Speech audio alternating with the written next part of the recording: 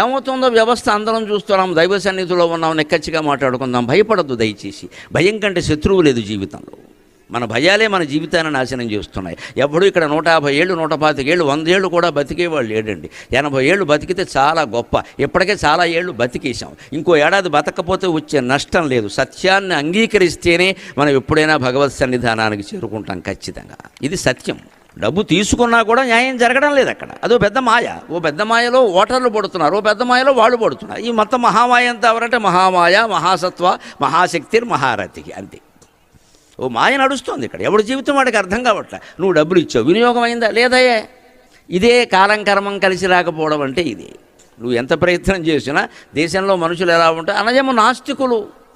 దుష్టమైనది తెలియని కనుగొని నమ్మరు. డబ్బు ఇచ్చినా సరే వాడు ఇష్టం వచ్చిన వాడికి ఓటేస్తానంటూ మనం డబ్బు ఇస్తున్నామంటే మనం మాయలో పడుతున్నాం. ఇక్కడ మనం నాస్తికులమా ఆస్తికులమా, విశ్వాసం ఉందా లేదంటే ఏమో తెలియదు.